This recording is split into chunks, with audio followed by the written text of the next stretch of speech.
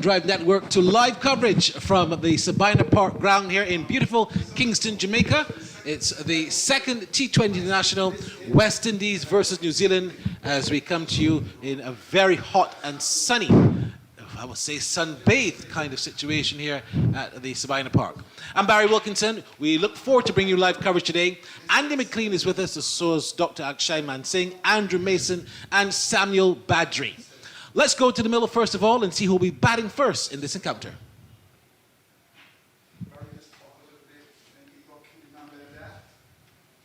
Of course, the toss about to happen. Let's go first and see who is batting first in this encounter. Kane Williamson, New Zealand, and Nicholas Pooran. Obviously the same surface as the other day, so try and make use of it first up. Any changes to your team for today? Just the one change. Lockie Ferguson's resting and Michael Bracewell comes in. Since the last T20 World Cup final that you played in, of course, the game has evolved this format. Have you taken notice of that evolution, and are you trying to adopt that in the way you play T20 cricket? Yeah, I suppose the game's always moving forward, so for us it's trying to assess with the group that you have to try and put out the best performances that you can, and play in the conditions that are always varying. So we know that's a big part of the game, and so we're just trying to keep working hard towards it. A win today will mean that you win the series. Is that very crucial for you in this match, or are you thinking about other things in preparation for that all-important ICC T20 Men's World Cup? As a side, we just want to keep getting better and putting out better performances. And last match was a really good one, a really close one, and hopefully today we can do a little bit better again. All the very best to you and your team. Cheers. Nicholas, any changes to your team for today? Same team we're playing with. We haven't seen Brandon King. What's the status of him? He's still unfit. And overall, we've seen some of the players who have shown form in previous of your team. What's the thinking behind those sort of decisions? Again, when you look at our squad, we just have 15, 16 players, and it's important for us to rest these guys. We know it's tough. We're obviously looking to win as well. But, we back our squad to be leaving everyone here. And, again, everyone is getting opportunities. So, obviously, stay the claim for the World Cup as well. So, again, we're backing each and everyone. We know rest is really important, especially having a long summer. Must-win game for you. What improvements are you looking towards from your team today? Again, it's the same as, every game. Looking to start well in the power play and trying to finish off our innings with the ball really well. I think in the last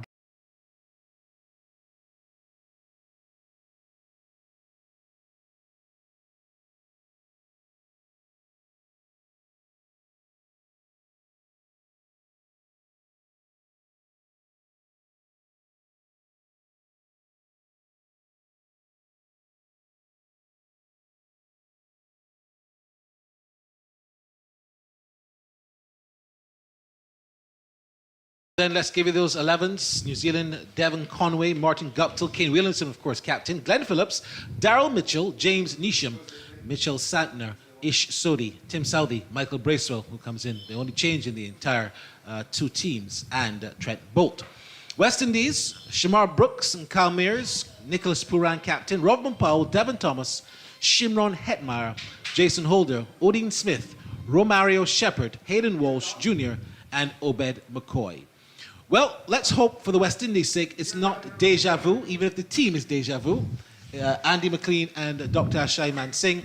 Are you surprised that New Zealand decided to bat first again? I'm not surprised at all. I think New Zealand reckons that this pitch they can set a total, and I think they're back themselves for going after the bowling a bit more today. Now that it's the same pitch they're playing on, same conditions, I think they reckon they can go a bit harder. Andy, the decision to leave out Lockie Ferguson, is that one that surprises you?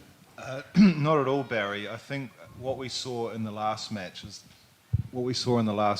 that on the West Indies side they were probably lacking a second spinner. So actually New Zealand's going into this match now with 3 spinners. Michael Bracewell has actually made quite a lot of progress with his off breaks during the European summer, and he was batting as high as 5 in some of those matches against Ireland and Scotland and the Netherlands. So he's more than useful. So I think they took a lot of heart from the fact that Mitchell Santner was getting the ball to turn. Santner in particular, perhaps more so than even Ish Sodhi. So I think playing 3 spinners makes a lot of sense, and for that exact reason I'm surprised the West Indies haven't made a change.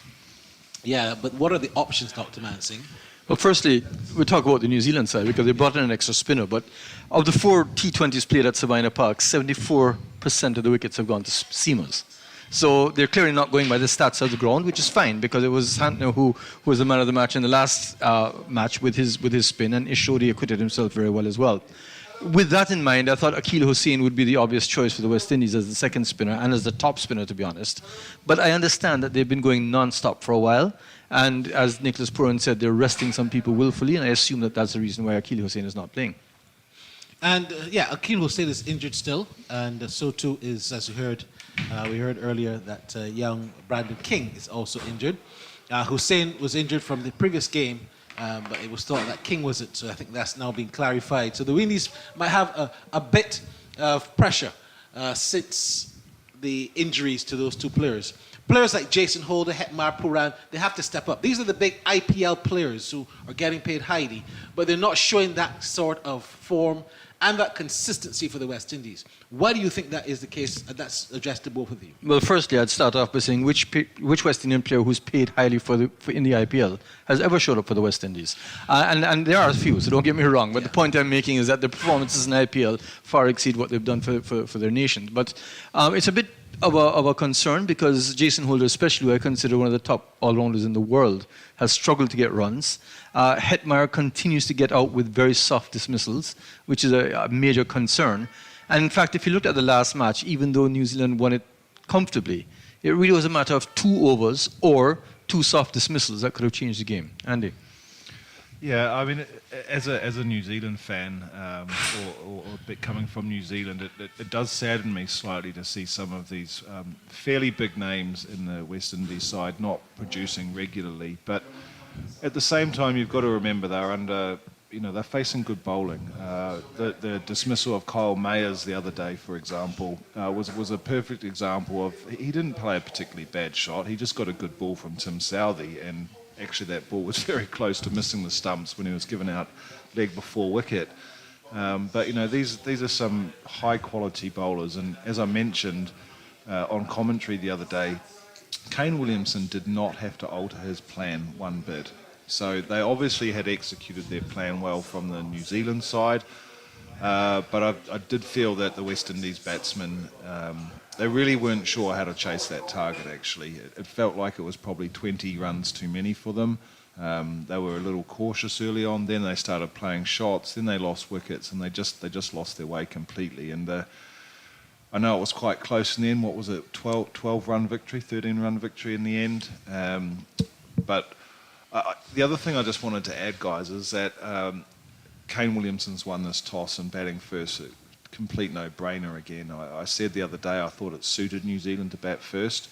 But on the other hand, I would have liked to see the West Indies go in without that scoreboard pressure of chasing a total.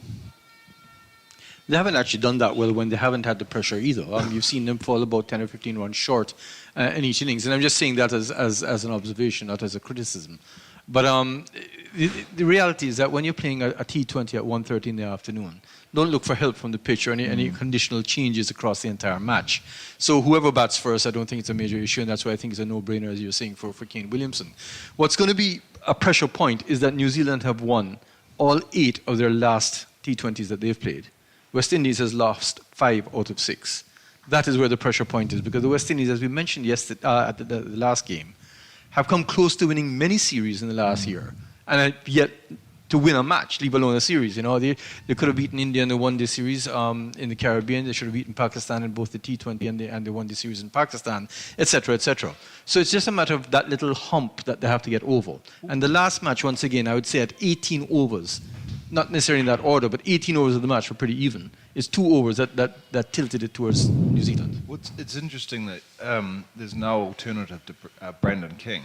I mean, he did reasonably well in the India series, opening the batting, and there's no alternative batsman to bring in, it seems, because I just feel the top order is just too light, and there's just not enough batting strength in the top order for the West Indies. And we saw at the end of the match on Wednesday, we had Smith, Powell, and Shepherd absolutely hammering the ball to all parts, but there was just no platform for them to work off. So I don't know. You're closer to the team than me, Doc. What other batting options do they have? Well, the reality is few injuries, and I think what they're doing is just trying people out. I mean, the fact that Jason Holder, for example, opened the batting against India was purely experimental. There could be no other reason for it. In my own view, and I go back to the 1996 World Cup, I think it was, in the West Indies were in the doldrums, even lost to Kenya. And they just decided, listen, we've got to change our plan. And they sent in the wicketkeeper as a pinch hitter. They changed their plan. The very next match, they were a different team because somebody at the start set the pace and they were able to move forward. Now, I don't think it's a bad idea to consider perhaps one of Romario Shepherd or Dean Smith going much higher up to put some pressure on the score, take some. But what the West Indies are struggling with, they didn't bat the 20 overs against India over the weekend. They've been struggling with people just standing up there and batting for 4 or 5 overs. So with that, the run rate accumulates, and maybe an approach is to see if a pinch hitter would work for you. Doesn't work for most people, but then most things that work for other people doesn't necessarily work for the West Indies. Players just coming out onto the field now at Sabina Park. Familiar side of Martin Guptill at the top of the order, of course, who's locked in that battle with Rohit Sharma for the most runs ever in T20 internationals, and alongside him again, Devon Conway, who I thought was super impressive the other day. I think Conway was the more impressive of the two, even though Guptill, what I liked about him is he's playing within his game. Trying to hit the ball too hard, as we'd mentioned, but I think he was playing within his game. Conway was just all around the wicket. Guptill, I think, if I'm correct, last week might have had the most runs in T20 cricket, and then over the weekend, Rohit Sharma surpassed him. So it's a ding-dong battle. Reminds me of Muralidharan and Warren for the Test Wicket Championship at one time when they were just alternating per series. But good to see Guptill with the longevity, with the application, and good to see New Zealand with the depth. And his very close friend Ross Taylor has just brought out a book over the last day or so, and I'm sure we'll get into some discussion about that. Some allegations of possible racism within the New Zealand dressing room. Within the current dressing room. Yeah, that's what he said. Well, that's interesting. I almost said it's going to be deja vu. It's kind of deja vu because Kyle Mears is going to open the bowling, but he's not going to be doing it from the same end. He's now doing it from the Michael Holding end. He switched ends, of course, when he opened in the first game, but he's doing it from a different end on this occasion. It's hot, it's humid, it's the same strip. The surface is even, covering of grass. It's hard. Heavier roller has been used. There was good pace, bounce and carry, of course, in game one, and there will be impact of spin, and the batters can score runs if they imply themselves.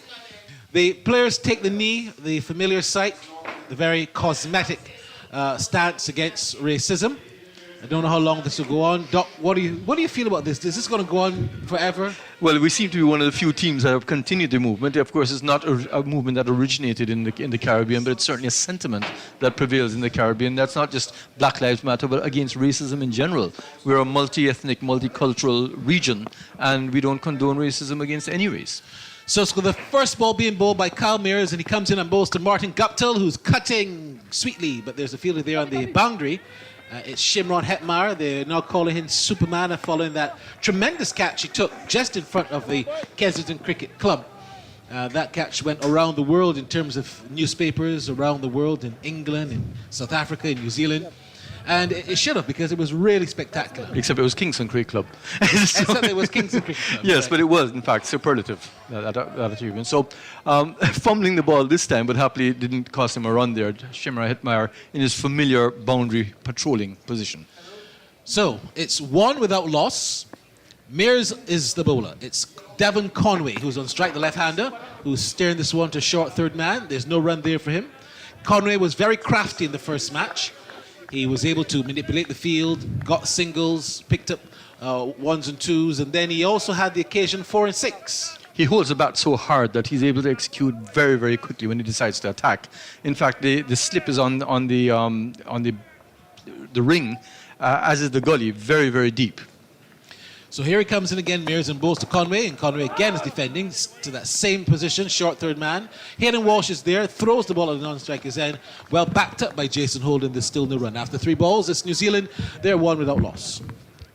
So quite start so far, as you'd expect. Now, last time also, Kyle Mears had started very well. It was that last ball of the over where he gave a boundary, a characteristic of West Indian bowling, where you have them pinned down and then the pressure is released. Here comes Mears in again and it bowls to Conway. And Conway is turning this one or playing a paddle to short flying leg. Chance for run out, but the batsman will get home. That was just Shepherd there running from that short flying leg. Conway has tried that familiar paddle scoop, but he's not been totally successful. On that occasion, he was able to just get a run. Well, it was also dangerous because it was on off stump, but that's not a real problem, but there was a fielder there for it. So had he not executed properly and still made contact, he could have been caught. Not an advised shot in the first over. We'd seen Jason Holder do that with ill effect. Mears in now and bowls to Guptill, and Guptill this time is playing the ball down to short third man. They're going to dash off a single. Very, very minuscule chance for run out. The ball goes down to the non-striker's end, backed up, and there is just one run. So they're operating in singles, the Kiwis. They're now 2 without loss. Or is it 3? 3 without loss, as a matter of fact. Conway, a pretty interesting batting strike rate to right-arm pace. His strike rate is 122. It's generally over 100. He's a really nifty little cricketer, Devon Conway. As the field spreads out again, here comes Mears now. In again and bowls to Conway, and Conway is turning this one down to the backward square leg boundary. Hetmeyer's there. They'll get another single as over number 1 ends, where New Zealand have won the toss. They've chose to bat first. The latest score, they're 4 without loss after 6 balls. And Myers scoring, giving away 3 runs in that first over. Of course, one was a leg by. Very tidy start. And of course, last time also we saw Myers bowl the very first over and we didn't see him again for the whole innings. So one hopes that we'll see a lot more of Myers because he really does have a lot more control than some of the other bowlers that take the new ball. And I think his line this time was very good. What I really enjoy about the New Zealand opening pair, however, is that Conway is always looking to hit the ball with hard hands, hit it around the ground, whereas Guptill is just so happy to play it straight, get a single and get off strike. And it's just nice to see that contrast and see the scoreboard ticking, albeit in ones this time. But of course, if Conway gets away, you could have boundaries as well. So it's going to be Shepherd who's going to open the bowling from the pavilion end. And he'll be bowling, of course, to Devon Conway, who's on 1. Shepherd, of course, with just a fly slip, or a short third man if you want to call him that. Here he comes in now and bowls to the left-handed Conway, and Conway is defending out to cover. There's no run. So we've got that. What would you call that man? A short third man? Jason Holder? It's interesting because a short third man is usually still behind the ring or on the ring. He's actually inside. It's almost as if it's a deep fly third slip. Yeah, fly slip. He's a fly. And he's got his counterpart on the leg side as well. So there's a fly third slip. I've never called that position before. And there's also a backward point that's very backward. There's a sweeper. There's a cover, mid-off, mid-on, mid-wicket, and a short fine leg. Here he comes in now and bowls in this delivery. He comes down the pitch. He looks for a quick single. The ball goes to the keeper. They throw out the end, hit the dirt stumps. They're going to appeal. I doubt they'll go upstairs though because I think that was good running from Guptill. He got home. No one is really excited about that. The single completed. And the Kiwis move up by 1 to 5 without loss. Well, I'm pretty excited about that because it was a comfortable single, yes, but the fact that Nicholas Purn was able to, Devon Thomas was able to take off his gloves and hit the stump would put some doubt in the batsman's mind. They've been taking these singles, and some of them well judged or risky. That's a fine line, but in that case they judged it perfectly. But had it been 1 step short, he would have been run out. So good attacking sort of approach by Devon Thomas, who had the gloves off in a flash and hit down the stumps. It'd make them think again. So here he comes in again, Shepherd. Medium pacer, passes the umpire and bowls to Guptill, and Guptill sending this in the air, out to the long on area. It's very wide of long on, almost at a mid-wicket. He's got 4. Not a conventional shot, but effective. It was in the air. No one had a chance of catching that. The first boundary for the Kiwis is 9 without loss. Having just said that Guptill plays very straight, defying that completely. That ball was just a bit short, and once it's short, Guptill is able to just use his arms and wrists and paddle it wide of the field, and I think that's what was important. He went in the air, but I think he did that because he could guide it into the gap. Good runs there, good thinking by Rutherford, and of course, by Guptill, sorry, and of course this is the first boundary for the innings.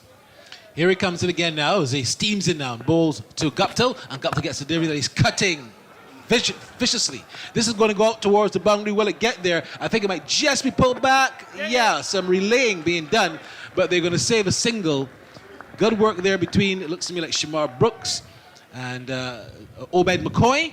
And in the end, the West Indies fielders, they were able to save a single, 3 runs taken, 12 without loss. A more conventional shot there by Guptill, who just went on the back foot and punched it into the gap.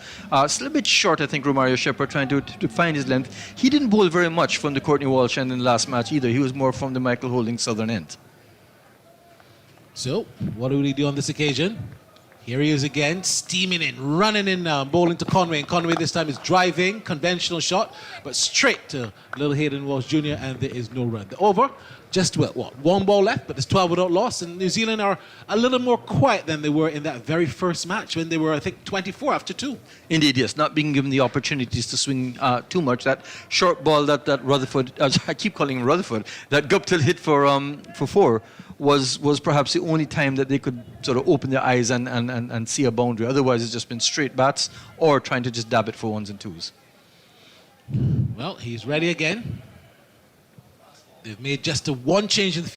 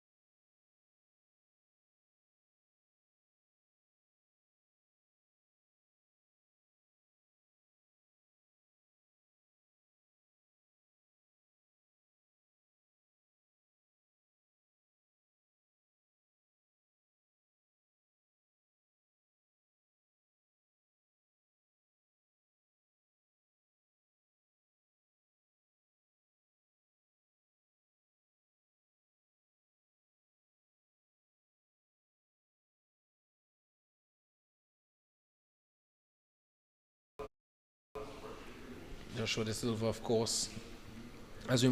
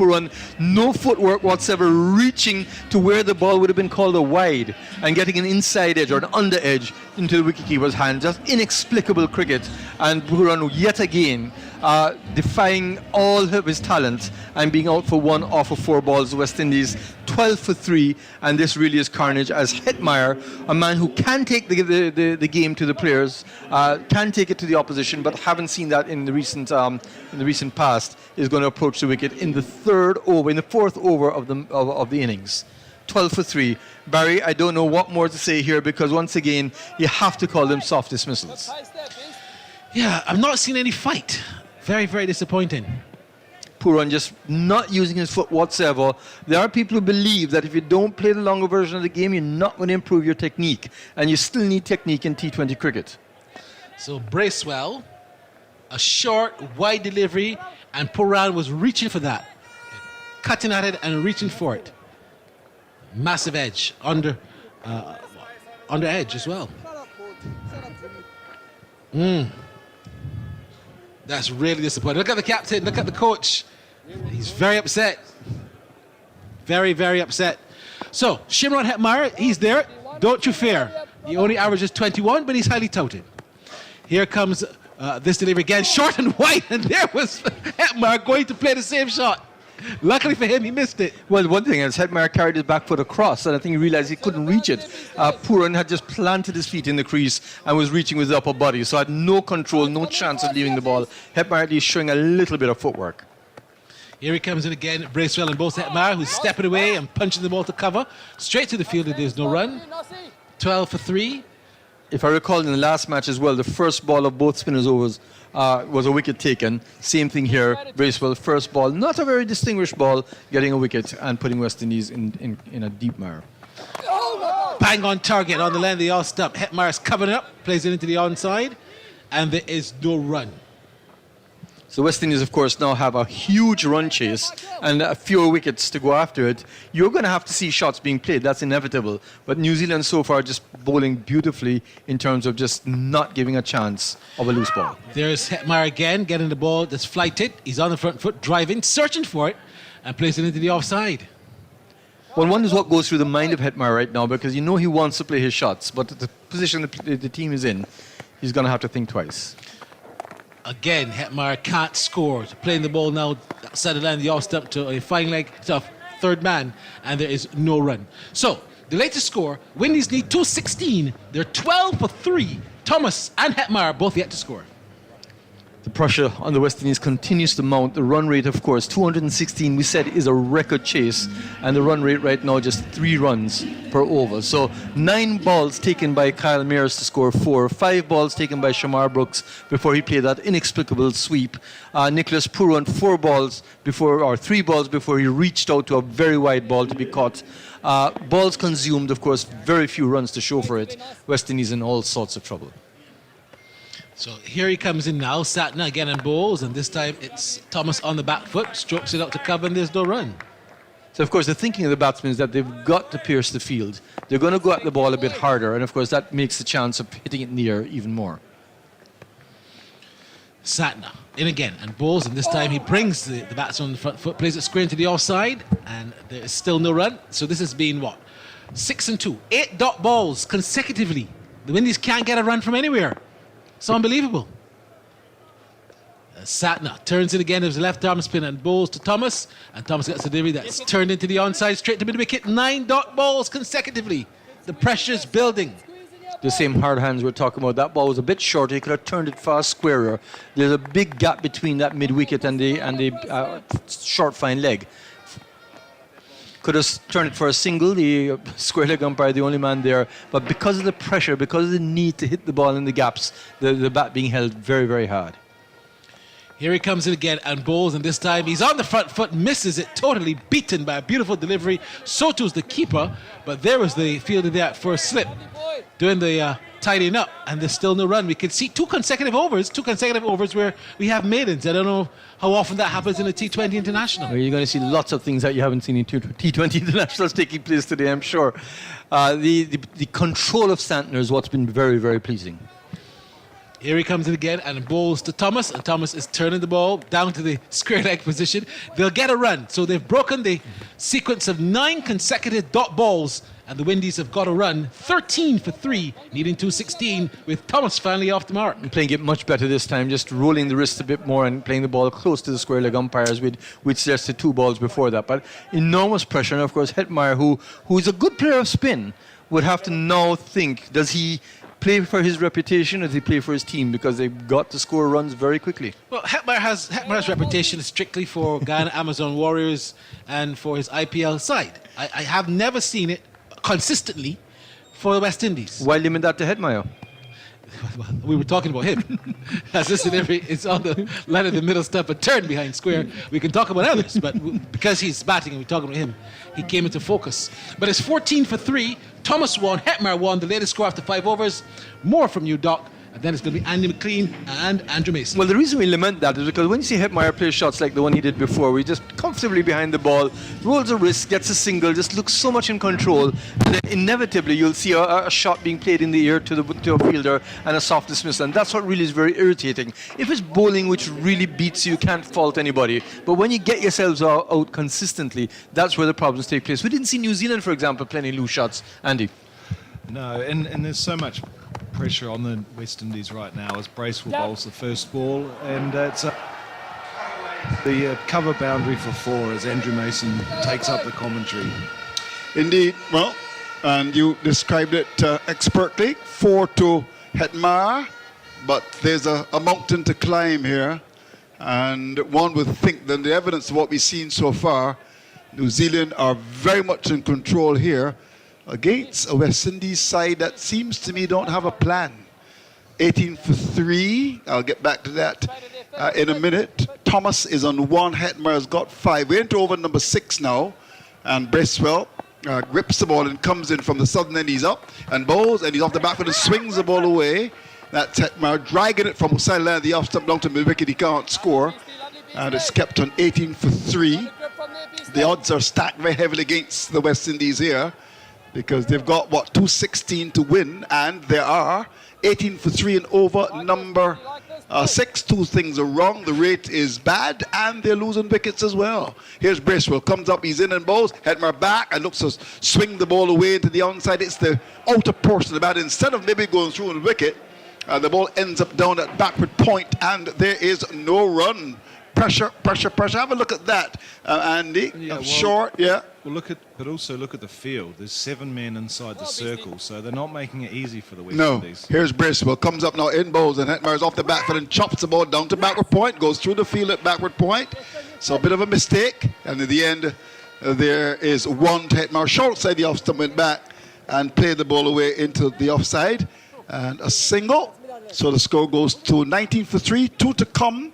In over number 6, Thomas has 1, Hetmeyer's got 3, and Bracewell has been spot on. In fact, he's just conceded 5 runs. This is his second over, and real trouble for the West Indies here. A decent crowd. In fact, I went out, and we've been talking about the crowd, but maybe it's very difficult from our commentary position, but it's not a bad crowd at all. Short of a length, and bowled by Bracewell off the back foot, just padding the ball really down to short fine leg. Sodhi inside the circle makes a stop. There's no run. Thomas is on 1, 19 for 3, 1 to come in over number 6. As he comes up now, he's in Bracewell and bowls. Thomas is looking wrapped in the pad, a bigger for leg before. He's been given leg before. Swinging at delivery, struck on the pad. And umpire Gustard goes up. Will he decide to go upstairs? We're at 10, 9, 8. They're talking about it. 6. Time is running out, gentlemen. 4, 3, 2, have they decided to go upstairs, or is he going to go off? In fact, Mr. Thomas decides, well, look, I don't think, in fact, here we go.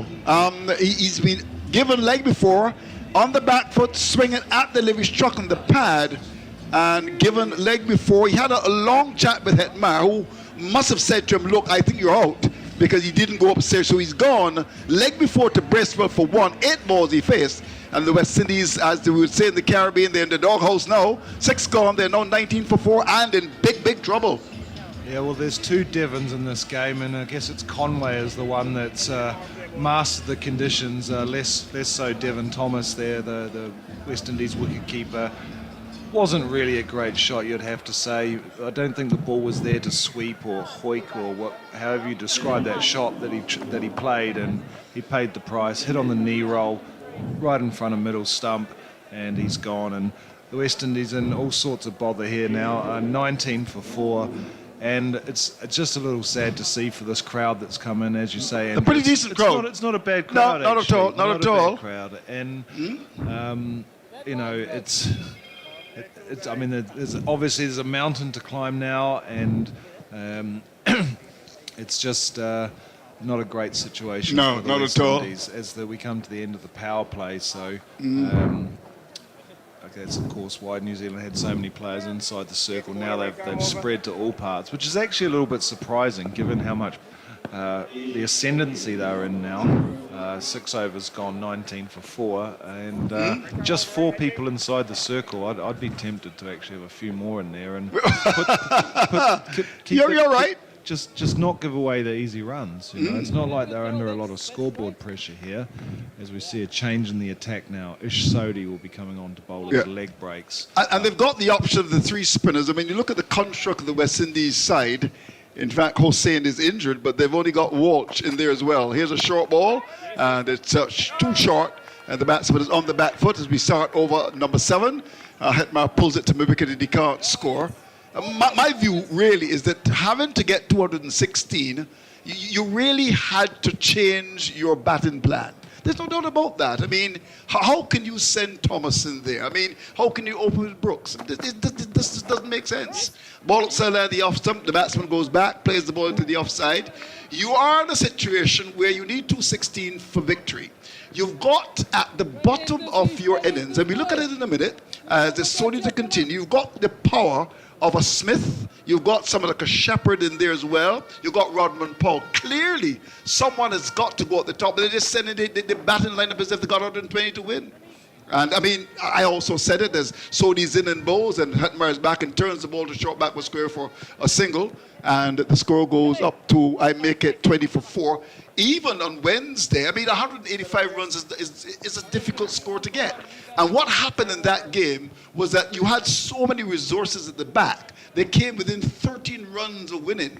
But you've got to be able to make the necessary adjustment based on the score that you've got to attain. How can you send the same batting lineup? If this ball is short side and the off stump, Sodhi is short and Holder goes back and forces the ball away down to backward point and they get a single. Now, you got 216 to win. Who opened the batting today? Brooks and Myers. Who came at 3? Pooran. Who came at 4? Thomas. Okay. Do I need to say more? Come on. Oh, this doesn't make sense. No, but you make a good point, though. But it doesn't make sense. Logic is a sense of reasoning. If my dictionary tells me right. I mean, where's the logic in this? Here's the delivery on the line to leg stump, turned away on the onside.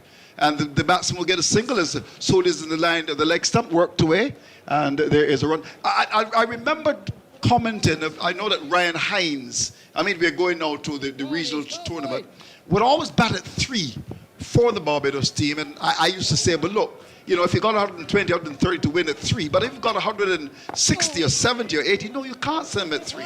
And today was a perfect example for the West Indies to look at their resources at the bottom, send somebody at the top and say, look, it is your responsibility. It doesn't matter if you get out. I want Shepherd, I think Paul may be the man to go at the top and say, look, I'm looking, I've got to score over 10 per over.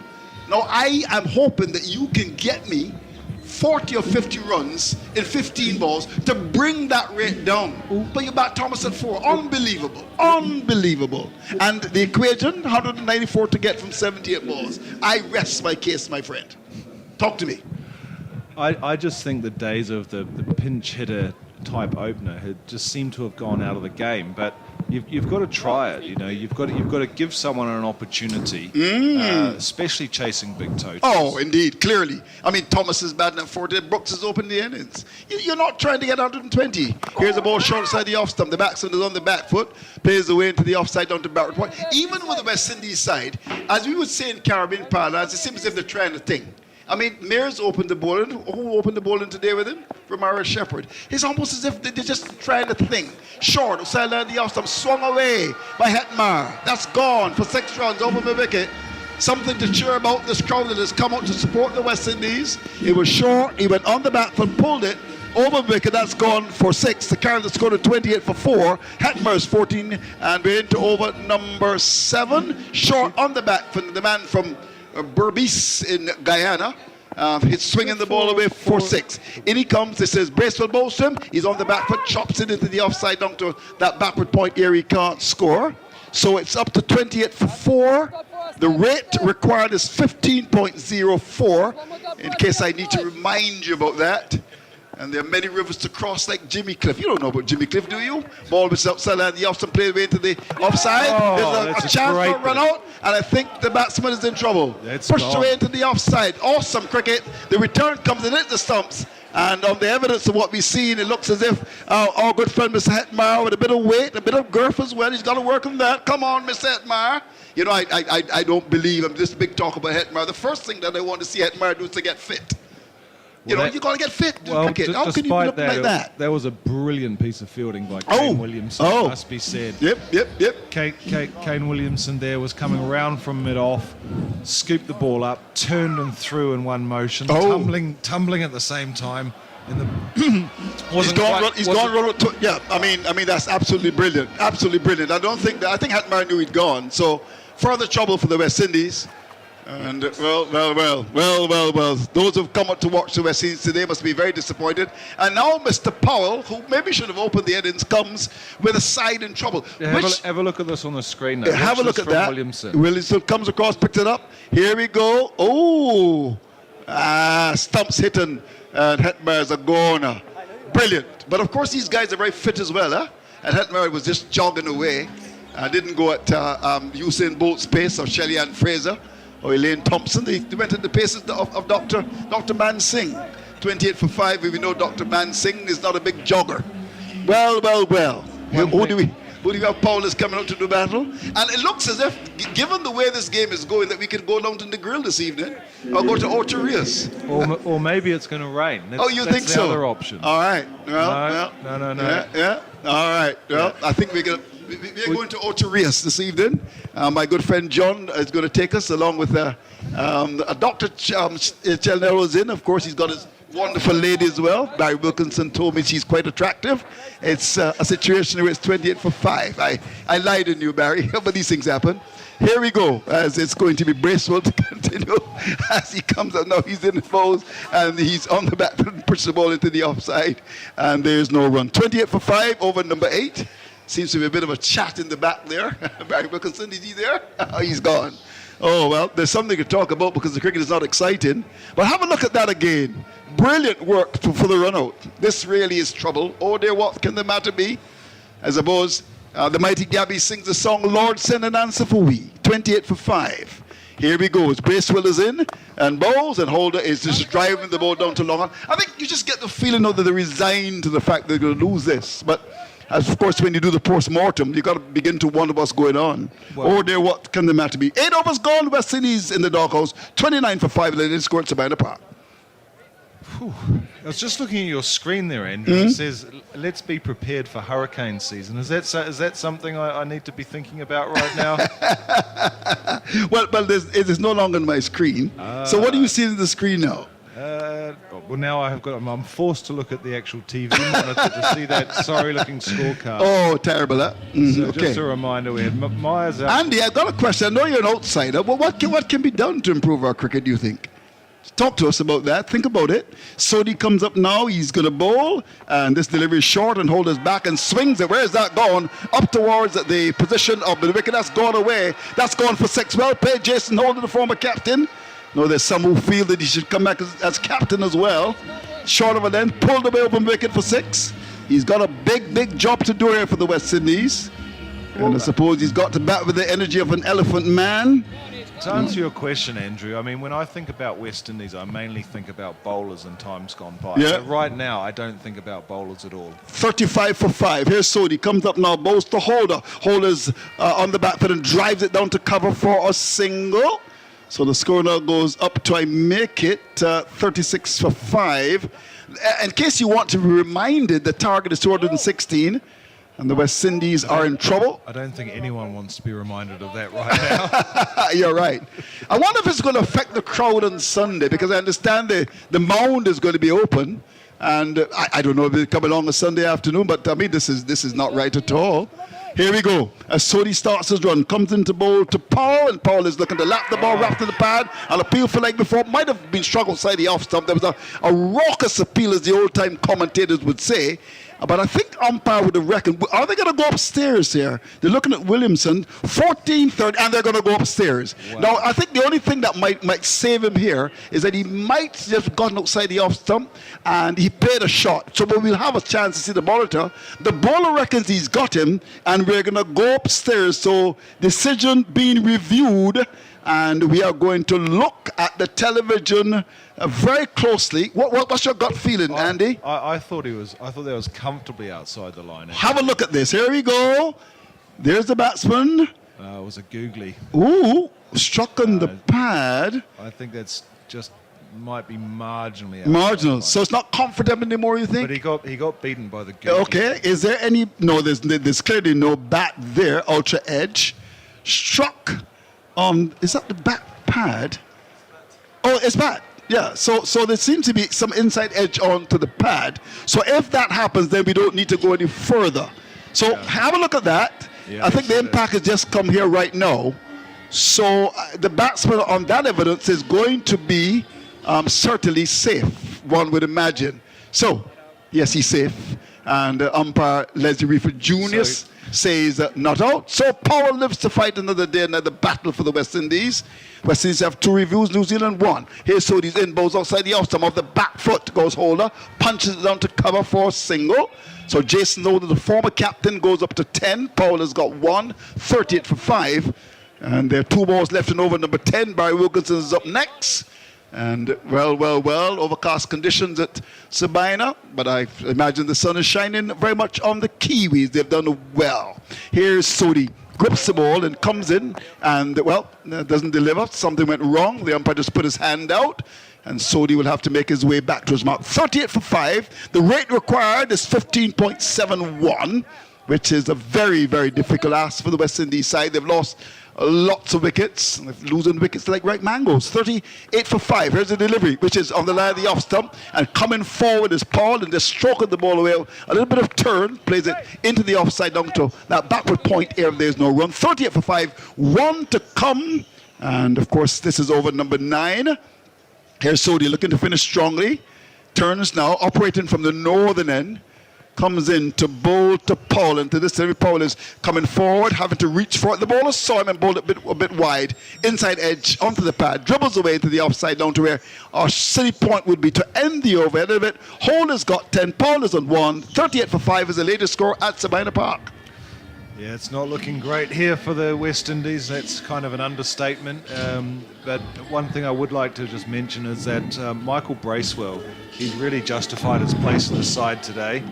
And he's not only picking up wickets, but just with his accuracy as well. And obviously he didn't get a huge opportunity with the bat, but with the ball he's been very, very useful. And he's really kind of come from nowhere. He didn't even used to be a spin bowler. He actually used to be a wicketkeeper and a batsman. But he starts again now. Well, he comes in and bowls, and this delivers on the line of the leg stump, and Hole is back and just forces the ball down to long on for 1 to go up to 11.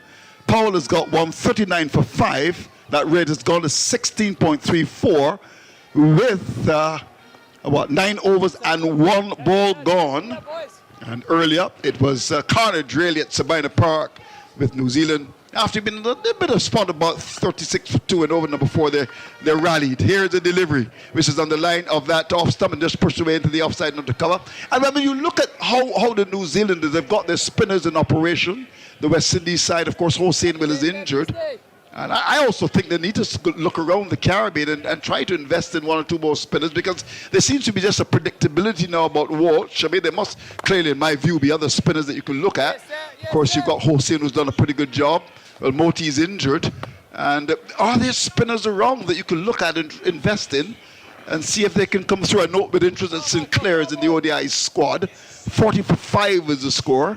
Hole has got 11, Paul is on 2, and the Honourable Desmond Leo Haynes is in trouble. He's under the microscope.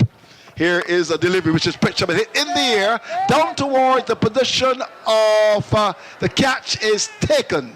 That was a delivery that was swung away by Holder. Long on came forward, kept his eyes on it, and that's Guptill taking the catch. So further trouble for the West Indies.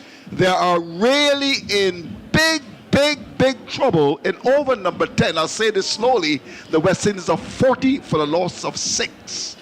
Yes, and Michael Bracewell, 3 for 14 in his spell so far, and very, very impressive. And I guess there was some inevitability about that. Powell just striking that one, hoping to get it over the boundary, got it nowhere near the boundary. Holder, I should say. And and Guptill taking a fairly comfortable catch in the end, although he had to move quite a long way from the boundary because they hung in the air for a long time, and Holder makes his way back to the pavilion looking quite dejected. But on the positive note, this brings Romario Shepherd to the crease, and I really like watching him bat. He's a serious batsman when he gets going. The problem is he's got about 150 more runs he needs to get in the next 10 overs. Yeah, of course in cricket you should try and avoid a crisis rather than come to one. And I've said it before that we need to be students of the game. I'm not quite sure that we are really. I mean, you've got to think the cricket, and I'm not sure that they are really. I mean, today you clearly had to try something. The predictability of the batting lineup, and again, in the game on Wednesday, I really thought that they left it late. I mean, these are guys. I mean, Shepherd, in my view, is okay as a bowler. In fact, a bit expensive, but he's a dangerous lower batsman. You've got Powell, who is dangerous as well, and Odean Smith hits the ball very hard. You've got Jason Olo's cricket has gone off the boil. Barry Wilkinson has been saying that. I certainly agree with him. And, he's had a long break. But then you had a situation where Holder opened the bat the other day and batted 3. What was the thinking there? Well, I don't know, but, I know there's been a bit of criticism of Holder opening the batting against India the other day in the US. But, what would be great to see is someone that just gets promoted up the order with given a very clear role and say, you're there to be the aggressor. I mean, I'm thinking of people like Sanath Jayasuriya, who wasn't an opener, then he became one. Johnny Bairstow, the same. Mark Greatbatch for New Zealand in the World Cup, who took the West Indies apart at Eden Park. Someone needs to be given that role. And I just feel that at the moment it doesn't make sense. Maybe Kyle Mayers should maybe come down the order slightly. So who would you open the batting with? Shepherd. So you'd open the batting with Shepherd. That's an interesting one. Yeah, Shepherd or Powell, one or the Shepherd or Powell. But certainly today they had to. Here's Bracewell, is in bowls, and this delivery is on the line of the next time. Powell is back and just forces the ball down to long on for single, and the score goes to 41 for 6. 1 to come in over number 10. I'm sure that we'll invite the thoughts of Barry Wilkinson on that. You reckon that Powell should open the batting? Another guy was Shepherd. Okay. Powell or Shepherd. Powell or Shepherd. Another guy was Ramesh Kaluwitharana for Sri Lanka. He was number 7 batsman, became an opener. Bracewell last ball, the over, he's in and bowls outside the line. The off that one went through the arm, and there was Shepherd coming forward, beaten comprehensively. The ball is taken by the keeper to end over number 10.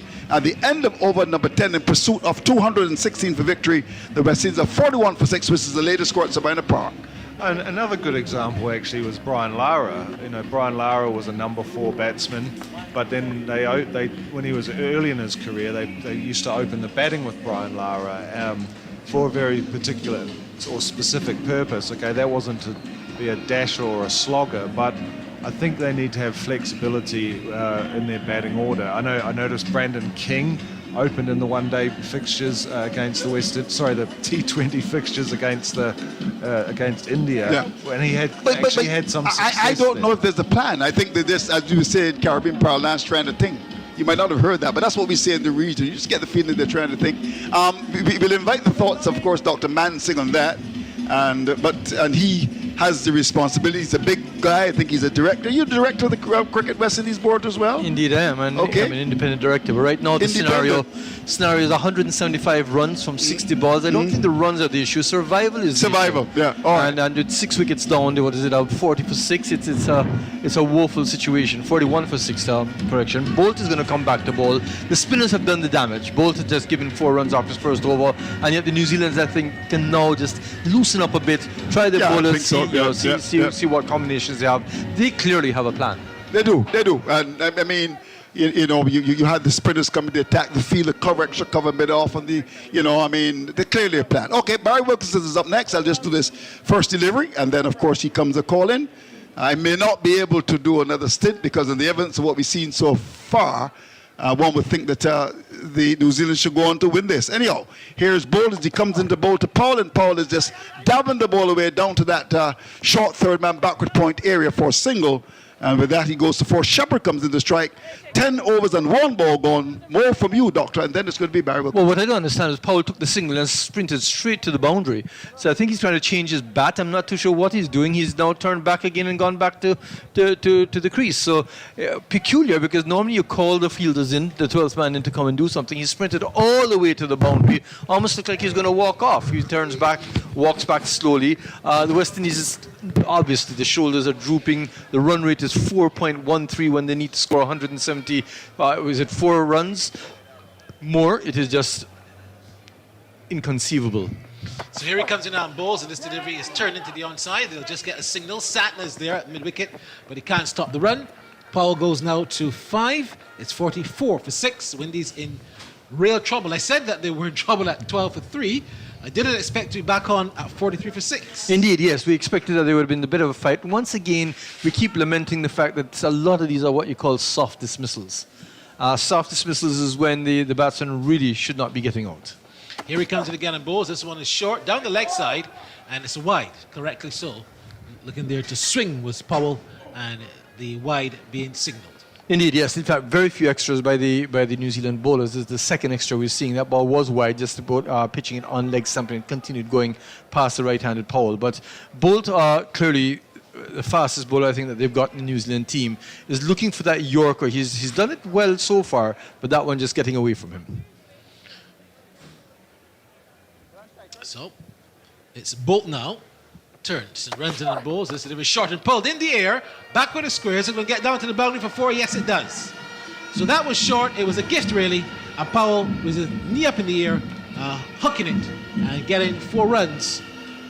He goes now to 8, 48 for 6. Well, if we speak about plans, I don't think that was part of the plan, because that was just short. It was on the body of Powell. Powell enjoys pulling the ball, and he put that where there's no fielder in the vicinity. That's smart cricket by him. So Powell finally getting some attention. It was his helmet that he wanted changed, and so Dominic Drake coming out with the helmet now. But Powell, I think, would relish this opportunity as a way of just batting long. He's only faced 8 balls. He's got 8 runs, but Powell really has been short of runs, and here's an opportunity for him just to express himself. I don't think there's any chance of winning this match. It's just to stay there as long as he can. Here he comes in again and bowls to Powell, and Powell is driving in the air just over the head of cover, but he'll only get 1 because it went into no man's land once it got over the head of little Conway, and that is just a single to take the total to 49 for 6 to inch towards the half century. Indeed, but as we say consistently, they do not look for the gaps and insist on playing the ball in the air. Powell has been guilty of being caught in the deep more often than not. That ball wasn't too far from the extra cover, which is in the circle. In fact, it lobbed over his head. It was a full toss. He should have been able to place it better. So it's Bolt in again and bowls, and this delivery is short, a good short delivery. And there was Shepherd just swaying, getting out of the way like a boxer like Muhammad Ali, even though the West Indies are the ones being knocked out at the moment. And he was able to let that go by to be taken by the keeper, and there's no run. Good bouncer there as well, because it was outside off stump, just about in front of the visor or in front of the grill. And Shepherd, who I didn't think expected that, getting out of the way very, very quickly, no chance of a run. So good dot ball there by Bolt, who really is showing his experience as a top-class fast bowler. Here he comes in again and bowls, and this delivery is pitched up, and there is Shepherd stabbing it into the ground, but he'll get a single out to cover. And that one takes the total now to 50 for 6. The 50 is up for the Windies. 50 for 6 off 11 overs. Target 216. Shepherd on 2 off of 4 balls. Powell 9 off of 9. The highest score so far is Shimron Hetmeyer, who scored 14 before being run out. Jason Holder scoring 11. So the run rate woefully slow. The asking rate insurmountable. New Zealand can really just have fun right now. I almost cried a moment ago when I heard fans booing. I have not heard cricket fans boo West Indies in a long while, as poorly as they've done. For Hetmeyer to be booed a moment ago when he came off was not a very good sight, and it was not just one person. It was several people, and the fans are very, very, very annoyed. They're disgruntled by this performance. And Sattler bowls again. This delivery is driven into the onside, and there's just 1. When last have you heard our cricketers being booed. Unfortunately, it has happened a few times at Sabina Park, but I tell you, I'm going to take you back in history because I remember having a conversation with Sir Everton Weekes just before he died. Everton Weekes came in as a replacement for George Headley in the 1940s, and he was booed at Sabina Park and scored a century. That was the sort of inspiration they got from the booing. I don't know if it affects our players these days. This one is short, and there's Powell, head in the air, taking a wild swing, but he gets an inside edge for a single to short fine leg. So there have been some players who have been booed. I don't know why they would have done that for Hetmyer right now, but what I will tell you, as brilliant as the fielding was by Kane Williamson, it was a very simple jog instead of a sprint for that single by Hetmyer. So here he comes in again and bowls, and this delivery is forced into the onside, out to the backward square position. I'm hoping that the performance does not affect Sunday, because I've heard people actually discussing Sunday, saying that they were coming for the party and they were hoping to have a good game. And I'm really hoping that the West Indies team can have perhaps like a psychologist to get them above these performances and lift it for Sunday. He comes in again and bowls to Powell, and Powell this time is playing the ball to short fine leg, short third man correction, and there's no run. The pleasing thing about the party stand that I've heard so far is that a lot of people who don't normally come to cricket, and a lot of people who are not interested in cricket, are coming for the party. So I think no matter what happens on the field, they're going to have a good time there. And that's really what you want to do. You want an event around cricket. This delivery is short. There goes Powell on the back foot, stabs it into the outside, but there's still no run. So quite a difference between the spinners of the West Indies and the spinner of the West Indies and the spinners of New Zealand. Single, single, single, dot, dot has been the over so far. Again, short, turned into the onside. There he is running across the pitch to do the fielding to the bowling. The over ends. Latest score, 12 gone. The Windies needing 216 or 53 for 6. This is not fake radio. One of the things that differentiates top teams like New Zealand and the West Indies, as I said, there were 3 singles, 2 dot balls, and he finished off with a single as well. The West Indies so often will give 2, 3, 4 runs and over, and the last ball just releases all pressure as it's a short ball which is just hit for 4s or 6s at will. This is good bowling by Santner. He, of course, was the man of the match before. 3 overs, 2 for 6. At an economy rate, obviously, of 2.00. That is top-class bowling. Southey, who's going to come on now. Southey, 1 over, cost him 7 runs. You remember he was hit for a 6 in that over. He's going to come this time from the northern end. So here he comes in now, Tim Southey, with number 38 on his back and bowls. And this delivery is turned into the onside, out to mid-on for a single.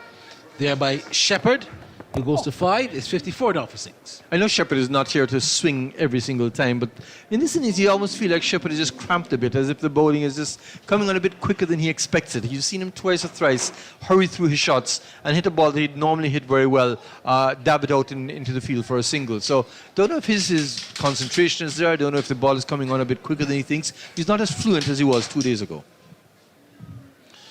So here he comes in again now. Runs in, passes the umpire and bowls, and this one is short and he's pulling it. That's a good shot. Down to a fine leg, over fine leg. That's gone for 6.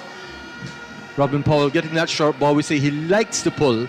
That ball was very short, and then the over before we saw Trent Bolt do the same thing and get the same sort of treatment. So this one going for 6 this time. So being hit for a 6 in his previous over as well has to be a bit concerned about the fact that his short balls are not as quick as they used to be. Very well in position was Powell there. He's a very good player on the onside. Southey, how would he respond? Comes in and bowls to Powell, and Powell is turning this one now behind square for 1. That's a good response as well from Southey, and a good delivery, but well played from Rovman Powell, the man on his home ground. 8 runs so far from this over, halfway through the over. Southey now going to be bowling to Romario Shepherd, who himself is capable of hitting 6s, but as you said, is just not getting his timing right now. Southey has Ish Sodhi there at a short fine leg. Now he's being pushed back to the fine leg position. So perhaps once again a leg trap being set. You also have a deep backward square leg as the leg side field is being strengthened, and I think you're going to see another short ball here. Here comes Southey, charges in and bowls now to Shepherd, and Shepherd is swinging in the air. This one is a chance for a catch. Third man runs back, the short third man runs back and drops it. Shepherd lives to fight another day. That one came off the top edge of the bat. It went very, very, very high. I actually lost it at one stage, but the short third man was running back almost down to conventional third man position. He also had to dive, and when he did, he was unable to really hold on. I'm not even sure if he got a hand to it. That's Bolt, but let's look at the replay and see. We have to point out that the lights are on, So maybe that was a factor as well, as Bolt just never got close to it, didn't even touch his hand. No, didn't There touch was enough time to get to it, so I think he lost it as well. Don't know if he lost it in the lights. I don't think he was in a good position. He was running perhaps the wrong side. Here comes Southey now and bowls to Shepherd again, and Shepherd is driving along the ground, out to cover, and there is no run. 63 for 6. Shepherd really just has not looked fluent this innings at all. There was a ball that we said went up in the air, really should have been hit on the onside. Instead, getting a thick outside edge, ballooning up. This ball also trying to guide it in front, just not getting his timing. It's funny how 2 days can make such a difference. I don't know. The West Indies have really, really disappointed. I'm crestfallen. Here comes Southey now, in again and bowls to Shepherd. Shepherd is swinging this one out to the backward square leg area. Will he be caught? No, he's dropped. That was another diving attempt. The fielder did get a hand to that. And Southey should have had a wicket. Luckily for him, it was put down. Who's the man that put that catch down, Andy? That's Bracewell. So Bracewell putting down the catch, which really should have been taken quite comfortably. We did say that the leg trap was set. You had the man at deep backward square leg. The short ball was bowled. It was obligingly hit in the air by Shepherd, who normally hits them cleanly, but once again did not get a clean hit at the ball. Getting 2 lives off of 3 balls. This is not good going by Shepherd. But the New Zealanders dropped a few catches 2 days ago. The West Indians certainly, if there's one thing they've excelled at, it is in the fielding department. So the Windies are really up against it. 152 more runs from 42 balls. At a mere 21.71 runs per over. So that, as I said, is insurmountable. Right now it's a matter of just making sure you stay there and try and get some runs for yourself. Try and keep the fans entertained. But as far as winning is concerned, that is an impossibility. Yeah, well, it's going to be different bowler now. Sodhi. So it's going to be Sodhi, Ish Sodhi. And he'll be bowling to Shepherd, who's got 8. Very chancy 8 so far. Here he comes, another leg spinner and bowls. And this one is driven high, hard, handsome, over long off. That's a huge 6 into the 3rd tier of the George Headley stand. That could not have been hit sweeter. Shepherd goes to 14, is 70 for 6. And I think that would give him a lot of confidence. In fact, you see a smile on Shepherd's face. Smile maybe because he's been dropped twice, or maybe because that was a juicy ball outside off stump.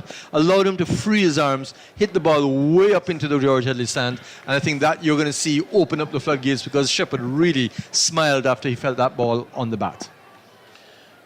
Well, here comes the leg spin of Sodhi again and bowls to Shepherd. And Shepherd this time is turning this one into the onside. Doesn't get hold of it cleanly. And it just goes just in front of where perhaps a short leg would have been. The keeper comes from behind the stumps to do the fielding, and there's no run. We've always spoken about being hit off the first ball, 6 being hit off the first ball, putting pressure on the bowler. We're seeing Sodhi coming much quicker through the air right now. Not worrying about the spin at all, but just trying to get the ball through to the batsman very quickly. Here he comes in again and bowls to Shepherd. And Shepherd this time is pulling in the air, just over the head of mid-wicket. The ball's going to go down to the boundary, but Phillips is there, so you only get 1. But he cuffed that as well. He didn't time it. It didn't come off the middle of the bat. Had it come off the middle, it would have sailed over out of Sabina Park over that pylon. But in the end, it just ballooned over the head of the mid-wicket fielder. Indeed, yes, that timing's still not there, and in fact, playing a chance life or having a chance life, because that wasn't too far away from the fielder either. Sodhi now and bowls to Powell, and Powell gets a delivery that's short outside the line of the off-stump. He was shaping up to do something silly, and then he said, no, he can't, at the last minute, and he let it go to be taken. That ball wasn't much different than what Nicholas Pooran had faced, for example, and went through with the silly shot and got the under it. So Powell just pulling out at the last minute. Sodhi, ready again. Passes the umpire and bowls to Powell, and Powell this time is driving inside out. Beautiful shot through cover for 4. That's a classical shot, the kind of shot you would see in the test match. It was a textbook cover drive, and he just perhaps give it, if anything, a little style and flair at the end. But that's a good shot from Rodman Powell. 4 runs. You can still get 4 runs and look good. You don't have to swipe all the time. I was going to say, Barry, that we've seen many 6s today, but for me that was the shot of the day. No, indeed the shot of the day. But you can bat normal and get runs.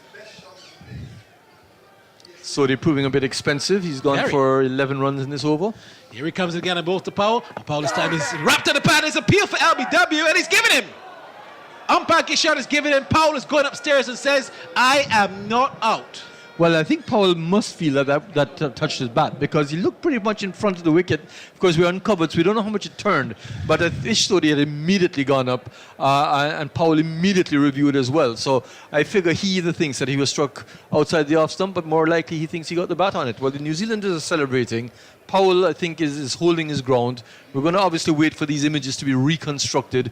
Sodhi, who's been expensive so far, 11 in this over, is hoping that the ball will be, or the decision will go in his favour. I don't see any bat there at all. I don't see any bat, but I'll tell you what, I think it might be... high. It might be very high, yeah, and also down leg side. He might get away here. Let's wait and see.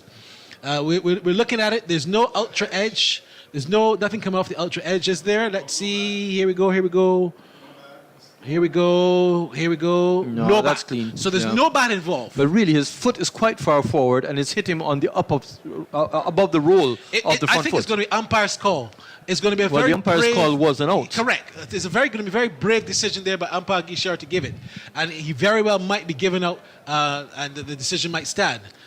Waiting for the tracker to come on. Of course, it takes time for this to be reconstructed. It's not that there's a delay for any other reason. Don't say reconstructed. Reconstructed is someone get there doing some manipulation.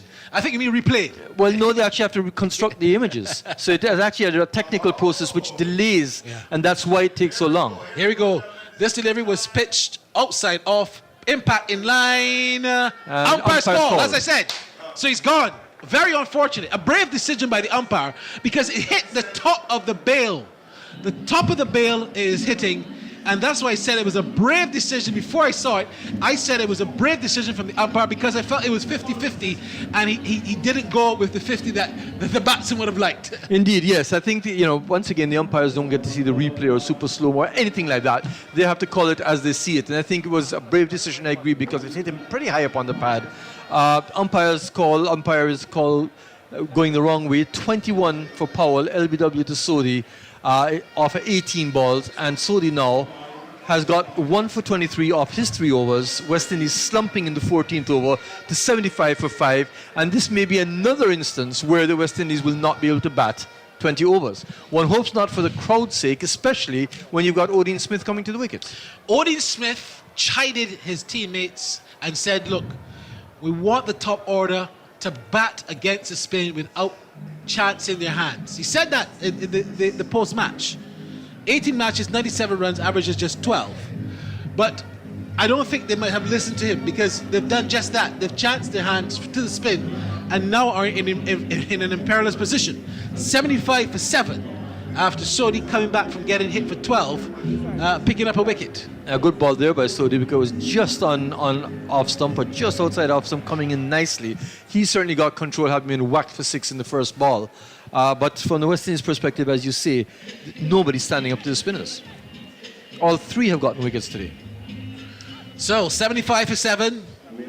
Windies up against the ropes. Shepherd has got 15. Smith hasn't faced yet. These two put on 59 in 4 overs the other night, and the West Indies came close to lose by 13. Here comes Bolton now, bowls to Shepherd. Shepherd is on driving, textbook shot. They get 1, will they come back for the second? No, says Odean Smith. So once again, brilliant fielding because he picked it up was Mitchell on the run and sent it in and prevented the second run. Well, I'll tell you something, if they get that 59-run partnership today, West Indies may still lose by 100 runs. Wow. That's sad. It's very sad. They batted so well the other night, like they have against Ireland and other teams, but I don't know. The Honourable Desmond Haynes, Chairman of Selectors, has a lot to think about. Here he comes in now and bowls to Smith, and Smith is driving straight back to the bowler who feels his own bowling. There's no run. We look at the selection criteria. There was no selection criteria prior, and this new administration came in. They brought in a selection criteria, but I'm just wondering, are they sticking to the selection criteria when it comes to these teams? Well, I tell you something, Barry. I'll have an argument if there's somebody there knocking on the door persistently and he's not being picked. The reality is that we're not playing enough domestic cricket, and therefore you don't have much to pick from. Here he comes in again and bowls, and this time Smith is playing the ball backward of point. There's no run. I want someone to tell me why Rakeem Cornwall is not playing anymore for the West Indies. He's the leading wicket taker in first-class cricket, and form and performance is the number one thing on the criteria. Form and performance is one, and you have Powell, Cornwall, who's picked up the most wickets and is not being given a chance at all. But of course, you're talking about being played for the Test team, and we've all agreed that the Test team is perhaps the least of our problems right now. Well, there are others that I can call in the one-day setup as well, as this delivery is short and is pulled out to the mid-wicket area. There is one, and that's all there will be. What I'm impressed with is the running, the effort by the New Zealanders. They could easily afford to allow the batsmen to get 2 runs because they have so many runs ahead to be got. But you're seeing that professionalism. New Zealand are very professional. You're seeing the professionalism coming out. Excellent display here. That was Glenn Phillips, I think, at that time, running for the ball and picking it up, and it was just a delight. Every New Zealander has given commitment, shown commitment. Bowls. Here he comes in now and bowls to Shepherd, and Shepherd gets a Yorker. Well played. It was a Yorker on middle stump, and Shepherd was not outfoxed by it at all. He was equal to the task, got his bat down, and he was able to defend that. Now, you look at this situation in the game. New Zealand have West Indies against the ropes. And look at the field. How many men are outside of the circle? 1, 2, 3, 4, 5. They're getting on like if they need 10 runs from a couple of balls. What's going on? Here comes Bo in again and bowls to Shepherd. And Shepherd this time is on driving again out to the boundary. And there's just one. Field is there. The over comes to an end. 15 overs gone, the latest score. The Windies are 78 for 7 with a target of 216 with Smith on 1, Shepherd 17, more from you, Doc, and then it's going to be Andrew Mason to take you home. Well, New Zealand has a maximum of 5 overs to win this series, but as Andy has been saying consistently, New Zealand obviously has a plan and has never had to change that plan because of the way that they're performing and are executing and the way that the West Indies is not executing. Andy, you must be very pleased to see the professionalism, the enthusiasm and obviously the skill level of the New Zealand team. Yeah, you make a good point there, Doc. In that last over, you saw Phillips and Mitchell chasing balls hard, just trying to save the one, even though, you know, they probably don't really have to worry. Well, Sankner comes up and bowls to Shepherd. Shepherd is back to a ball in line at that middle stump and forces it down towards long off for a single. Shepherd goes to 18. Smith has got 1. It's 79 for 7. We're into over number 16. And let me remind you, the target is 216. It's just a matter now of the final rights, one would imagine here. Here's Sankner, comes up now, in bowls to Smith, and Smith is looking to slap the ball away from outside the land of the off stump, gets it up towards the mid-wicket for 1, and jogging there for that first run. Fielder up there didn't pick it up cleanly, and in the end, that's Phillips up there. The batsmen have time for 1. Here we go, as it's going to be the leg spin. The left arm off the spin of Sankner. He's in and bowls, and there's a batsman driving in the out towards cover. The catch should be taken. It is a ball that was pitched on the line of the off stump. Shepherd went for the drive, and coming just outside the circle to take the catch is the captain. Further trouble for the West Indies in over number 16. Listen to this. They're 80 for 8. Andy. Yeah, it's a very sorry-looking scorecard for the West Indies now, and Shepherd there, I guess he's got absolutely nothing to lose, but he didn't time that one at all, and Kane Williamson just wheeling back from extra cover just outside the circle. Reverse cup, took that very, very cleanly indeed, and yeah, very disappointing for the crowd here today to see the dismal collapse by the West Indies in the way that they have.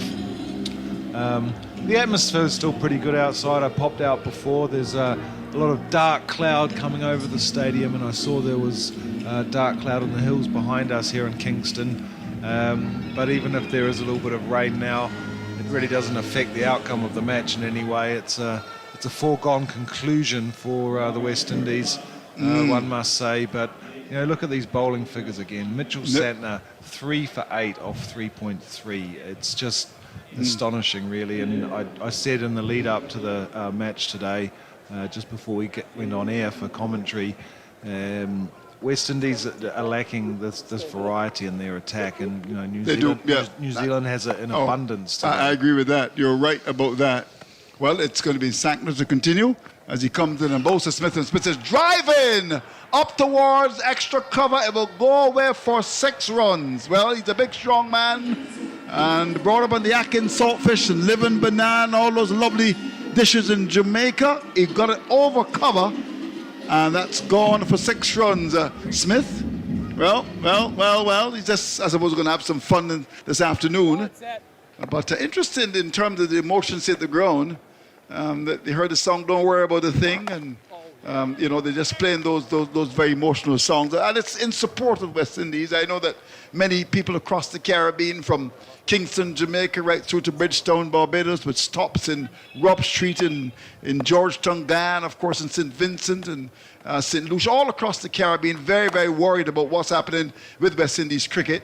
Here's a short ball from Sankner off the back foot. Smith goes and punches to cover for 1. 87 for loss of 8. The halcyon days of West Indies cricket. I mean, there were times as we complete over number 16, 87 for loss of 8, which is the latest score at Sabina Park.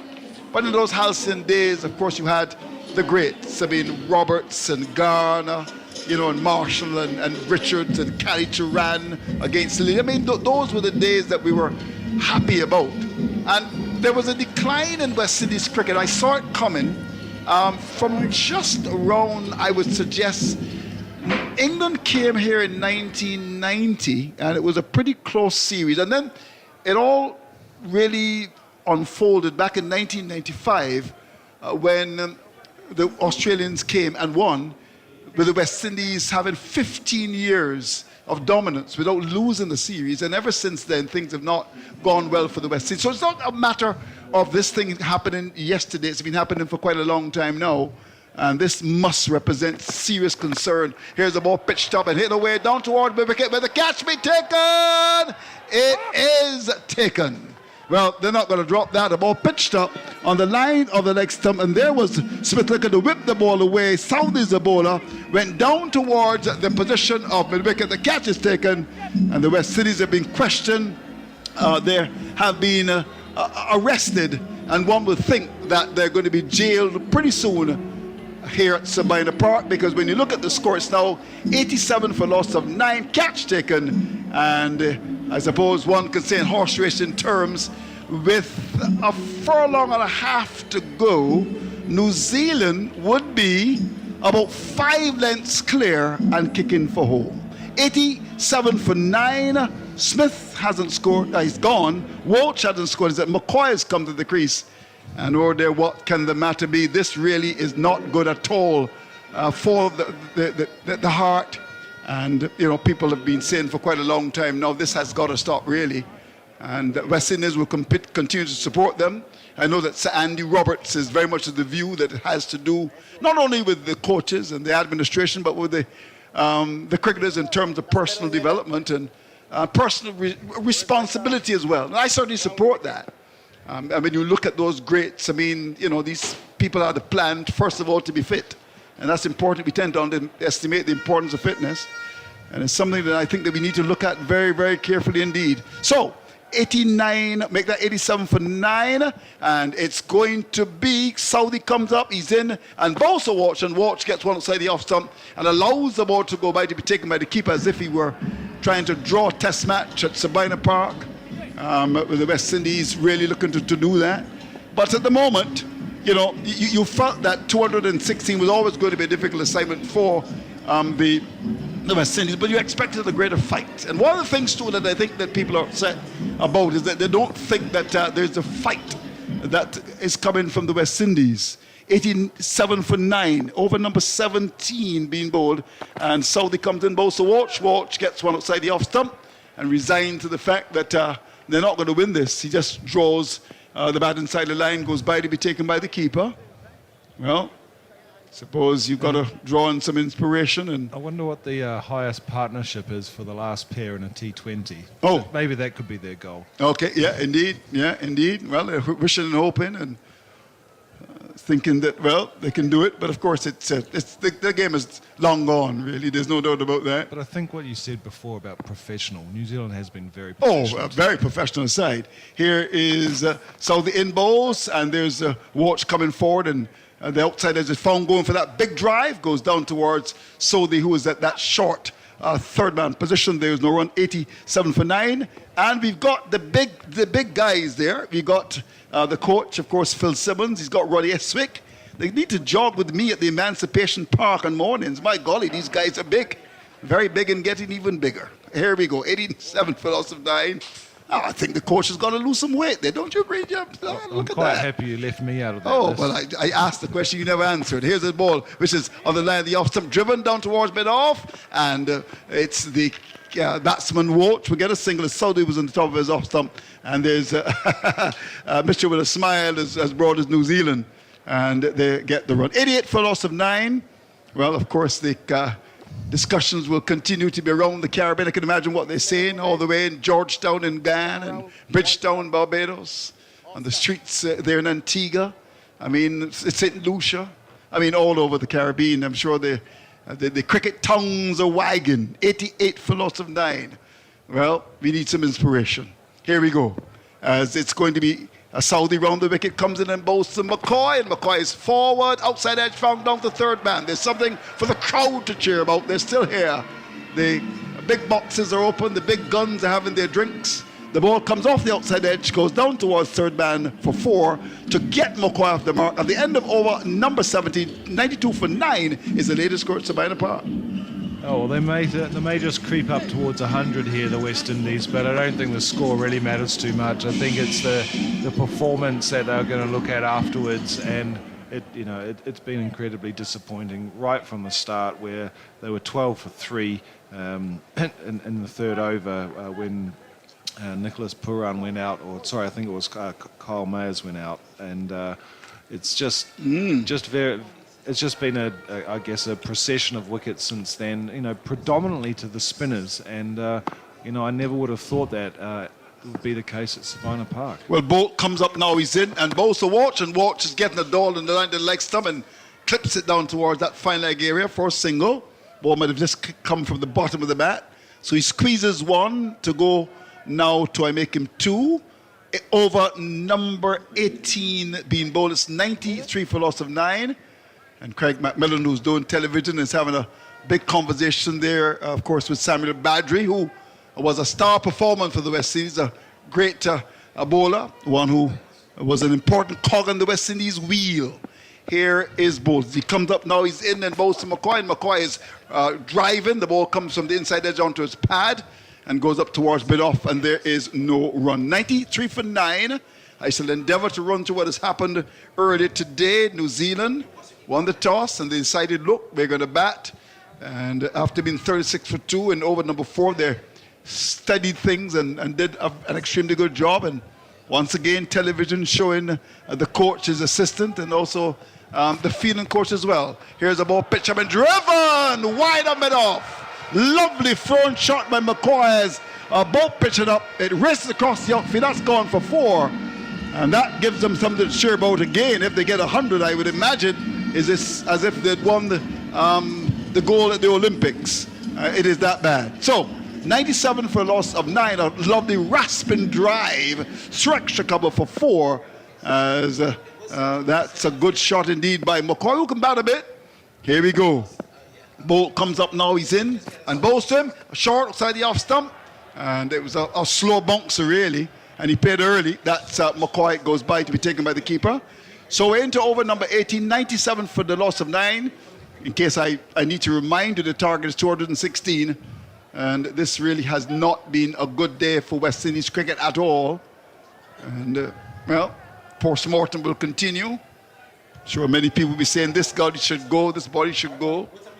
But it's not been all that good at all. Here we go. Bolt turns and starts to move in on his way to bowl to McCoy, who's got 8. He's up to the wicket and bowls, and he's driving from the bottom of the bat, goes up towards that mid-off area. There is no run. 1 to come in over number 18, 97 for the loss of 9. Andy. I'm just looking at the cloud here. We're lucky we played a little bit earlier, because I reckon there's a pretty good chance it's going to rain. And the other thing which maybe we haven't mentioned is that the lights are on here. So it's actually very gloomy here at Sabina Very Park gloomy, at the you're moment. right. In more ways than one for the West Indies. Here's the ball pitched up, bowled by Bolt. And there's the batsman, McCoy, actually going towards the leg side. The ball followed him and it went past his leg stump to be taken by the keeper. To end over at number 18, 97 for 9 is the latest score at Sabina Park. I guess the other thing we should say, Andrew, is that where the series is placed now, clearly New Zealand's going to win this match, and that will make it 2-0 for the series. And I just wonder whether they might make some changes for the next match. Someone like Tom Latham, okay, I know he doesn't normally play in the T20 side, although incidentally, the last time New Zealand played a T20 match in the Caribbean in 2014, Tom Latham was in the side. But maybe giving him a bat, it might just ahead of the one-day series might make some sense. Okay, they need 119 from 12 balls, in case you wanted to know. So he comes up, he's in, and ball short of a length, and just pulled away by Walsh, deep in his crease down to mid-wicket for 1. So they're getting closer and closer to the 100. I suppose if they get 100, there's going to be a huge cheer at Sabina Park, one would imagine. Walsh has got 3, McCoy's on 8. We're into over number 19. It's 98 for 9. And Sodi to continue as he comes in now to bowl to McCoy. He's in and bowls. He's on the back foot and just strokes the ball up towards that extra cover area. There is no run. This is going to be a big, big victory for New Zealand. It was pretty tight on Wednesday, but look at the gap. Very big gap indeed. A wonderful performance by them. Here is Sodi. He comes up now. He's in and bowls to McCoy. McCoy is swinging the ball away. Will he get runs? He's going to get runs indeed. It goes away wide of long on. That's going for 4. And the 100 has come up on the board for the West Indies. And there's a huge cheer at Sabina Park. There's also a smile from the batsman as well. A ball that was dragged from sideline the off stump down to that long on area. Have a look at that. Big shot from the batsman. McCoy gets the boundary. The West Indies 102 for 9. There's a cheer for that. Here's Sodi to continue. McCoy is into double figures. He's gone to 12. He comes up now. He's in and bowls short off the back foot. Swung away up toward long on. 6 runs. He's having some fun. He's a big, strong man from St. Vincent on the back foot and hit it very hard indeed. Over the long on air. That sails over the fielder's head down at long on. That's going for 6. Here we go. Outside the off stump, off the back foot. A tremendous power. And the spectator was not able to catch it.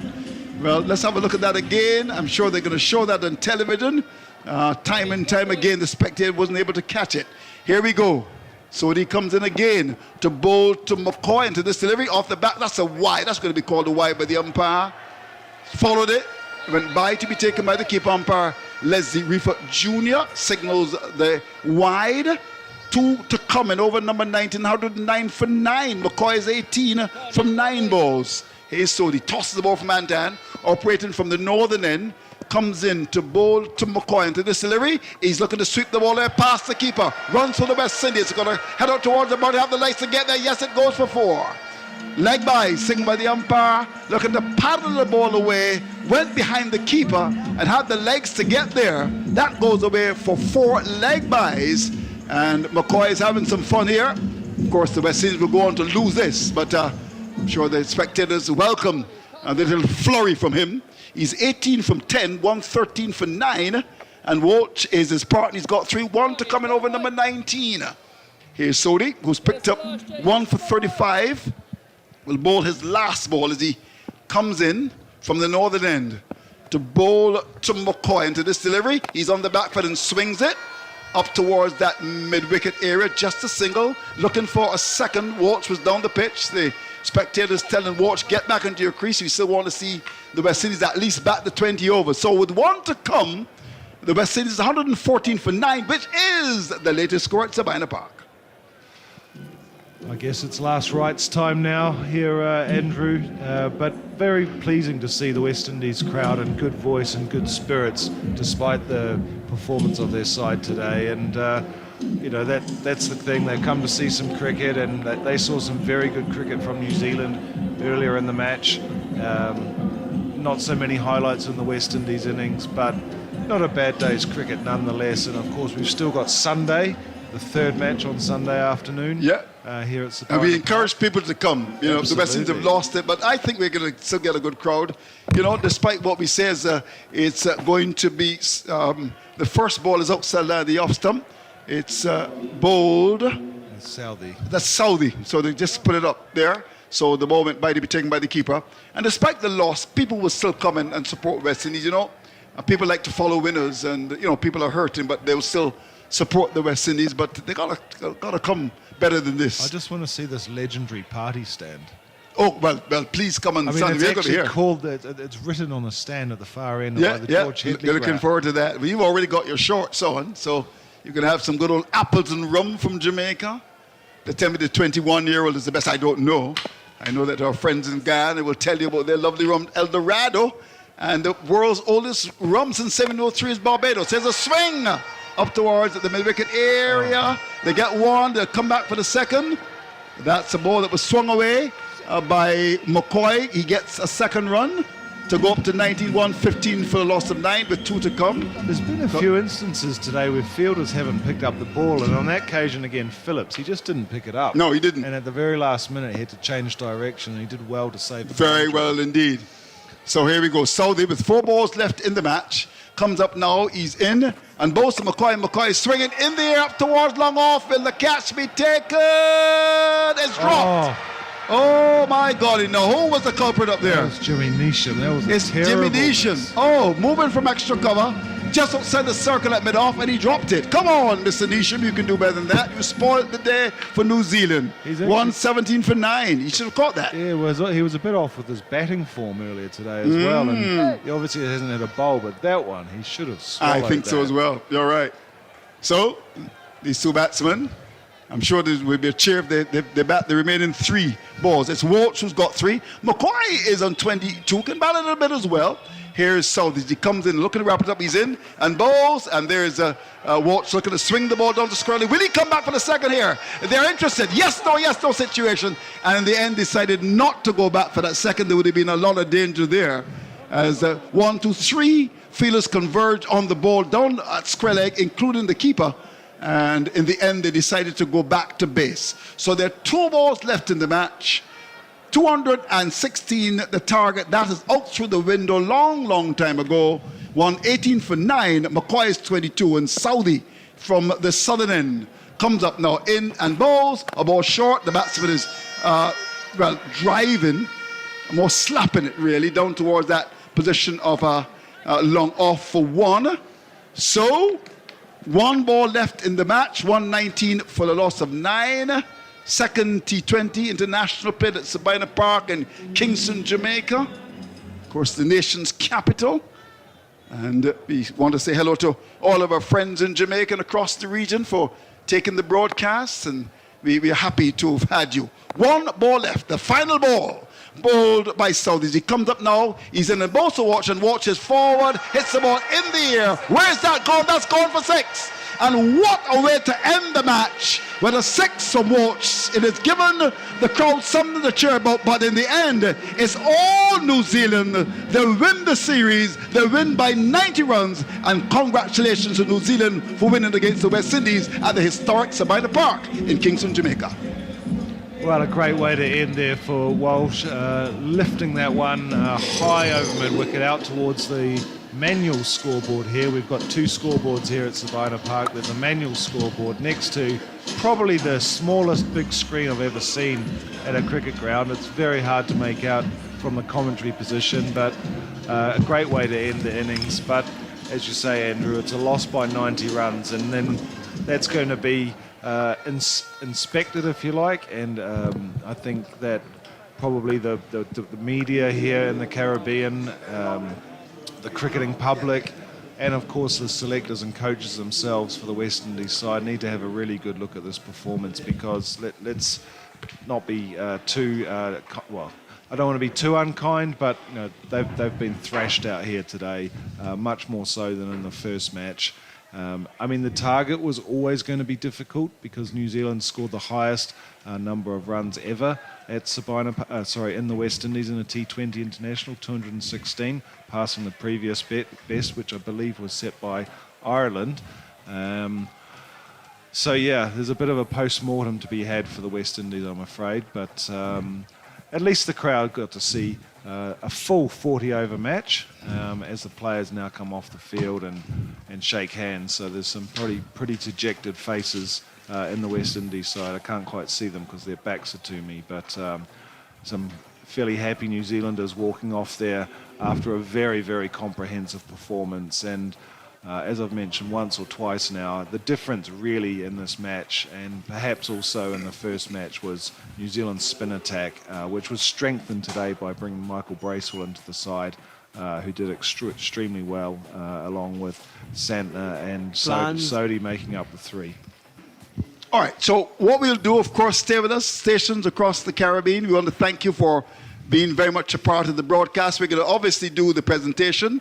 Thanks, of course, to our very good friends at ctsport.tv. We heard that wonderful interview done with Barry Wilkinson earlier. We want to thank you for being very much a part of this. And, of course, we also want to thank our friends at the Jamaica Pegasus for ensuring that we've got somewhere to stay in Jamaica. We've been having that partnership for quite a long time. Omega Class FM 89, Insane Radio, CBC Starcom, of course, Real FM, Point FM, Taj there in Antigua, and of course, we've also got our friends at Q95 in Dominica. Okay, let's recap what has happened. Of course, we prepare to go to the presentation. Peter, who's a top man, our technical director, is going to advise us when we're going to go. But quickly then, the New Zealanders did very well indeed to reach 215 for 5, go up till 20. Conway got 42. Glenn Phillips, brilliant, 76, 41 balls, 4 fours and 4 sixes. And he got good support from Mitchell, made 48 from 20, and 215 for 5 from their 20 overs, having won the toss. In terms of the bowling, let's look at it. Mears bowled 2 overs, none for 17. Shepherd, 3 overs, no batters, 1 for 26. McCoy, 4 overs, no batters, 3 for 40. The chief wicket taker, Holder, was expensive, 4 overs, no batters, none for 40. Walsh, very, very expensive, 4 overs, no batters, none for 55. And Odin Smith, 3 overs, 1 batter, 1 for 30. Now, when the West Indies batted, well, a strange batting order given the task ahead of them. Mears got 4, Brooks 7, Poran 1, Hettenmeyer got 1. In fact, he got 14, Holder got 11, Powell got 21, Shepherd 18, Smith got 9. Walsh towards the end had some fun. He made 10, and McCoy made 23 from 15 balls. And when you look at it, I'm just looking to see, actually, McCoy was the top scorer. Yes, indeed, 23.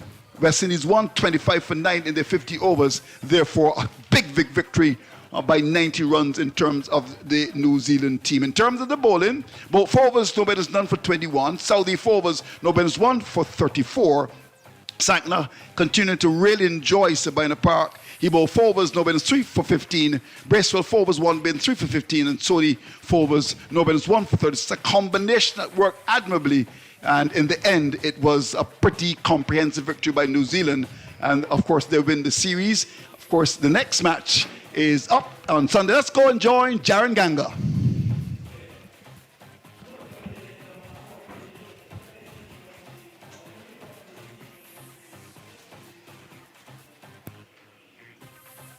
All right, we're just waiting to see if we can actually make that connection with Darren Ganga, our technical man.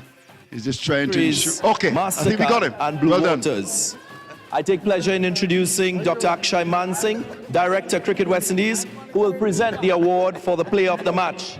And that award goes to none other than Glenn Phillips for his magnificent innings of 76 from just 41 deliveries. He'll come forward and receive his check. 6 magnificent sixes in that innings. And he had a brilliant partnership of 83 with Daryl Mitchell. And don't forget his 2 catches as well. So a fine all-round effort from Glenn Phillips, who will join me for a chat. You can leave that check now, Glenn. First, congratulations on your 5th half-century in T20 Internationals. How special was this one? Oh, coming back to Sabina Park, it's absolutely amazing. I've got great memories, yeah, so being able to get a 50 for my country over here in front of a crowd that I absolutely love, it's definitely very special for me. Your captain won the toss and elected to bat first. What was challenging about starting the innings, and then how did you fare going through the different gears in that knock you played? I think credit to the West Indies boys up front. The way they bowled with the new ball was actually really good in terms of taking the pace off the ball, especially when it was newer and harder. It did grip into the surface a little bit, but as it got older, the pitch became a little bit nicer to bat on, and the way Daryl and Nish finished it at the end just showed how nice it was at the end. The pitch itself, as compared to the first T20 International, how did that play? I think it was very similar, the same sort of holdiness in it, but I think the way that we went about our game plans today was a little bit better, and all we can ask is to improve one day at a time, and obviously our bowling as well improved as well from the last game. My colleague Ramnari Sawan worked with you during the Caribbean Premier League here in the Caribbean and spoke about your work ethic and your emphasis on upskilling as a player. How crucial is that for your development and the success that you've achieved so far? Oh, a lot of credit goes to Ronnie for influence on me, and I thank him every day for it. But in terms of upskilling, coming to different areas of the world, we've got to try and upskill as much as possible to be able to play in different conditions, be adaptable. And I think the way we have a team first mentality, it also brings that out in us as well. Still looking forward to seeing you with the ball. Congratulations again today. Cheers, Darren. Thanks. That was Glenn Phillips, our player of the match for today. Moving on, I'd like to call on Nicholas Pooran, the captain of the West Indies, to come forward and have a chat. If you can just move this way, Nicholas. Tough luck today once again. How do you start to explain this loss? I want to give Jesus praise and thanks first for life, health and strength. And we just didn't show up today. Obviously, our New Zealand scored a big total as well. They battled us out of the game, and we just, we couldn't see how when it comes to batting. We lose wickets in the second over, 2 wickets in the second over, myself in the third over, and we just can really build a partnership from there. When you reflect on the fact that New Zealand invested in 3 spinners in this very important game and you just played 1, how does that resonate with you? Do you think that you missed an opportunity for having more of that style of bowlers in your squad and maybe playing? Yeah, in hindsight, yes. In our squad, we just have 2 spinners, and obviously Achilles resting as well. So it's kind of difficult to play both of them at the same time. Ideally, we love to play both of them. Here, obviously seen in the first game, but it is what it is. We accept the consequences. In saying that, I felt like we didn't really bowl well. We should still use the pitch a bit more. A lot of boundaries were scored straight back, and we're in discipline. We keep chatting about the same thing over and over in meetings, and whenever we come out in the cricket field, we just seem to let ourselves down.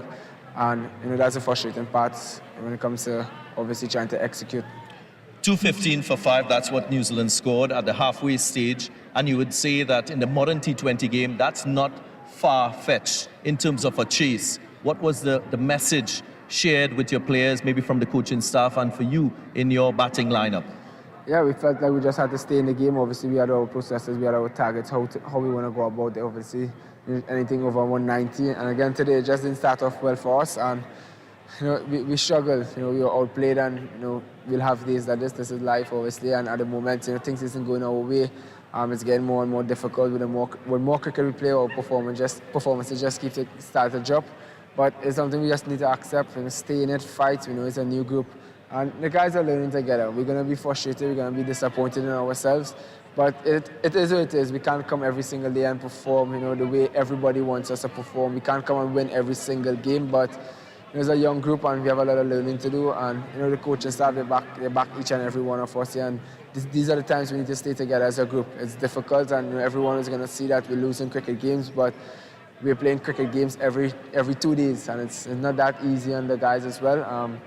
But in saying that, I'm happy that the guys are actually fighting it out. It's not that easy to just come on a cricket field and just show up, play winning cricket every single time, especially when you don't have a pool of players. It's only 15 players with 4 players injured.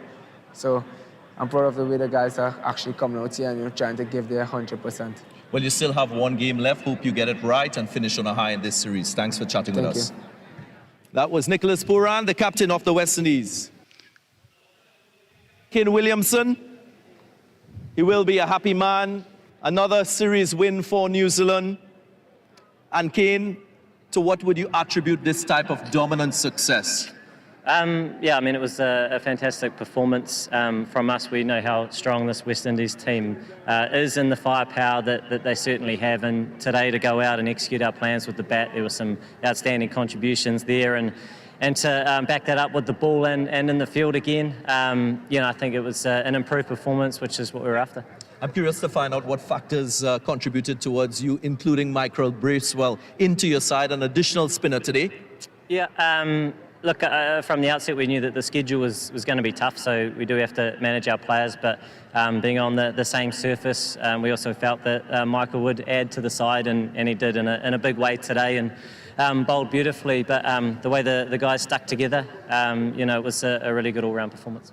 Yeah, and you seem to have players stepping in at different times and just performing when the team requires them. I mean, what sort of factors contribute to this type of performance and performing team that you currently have?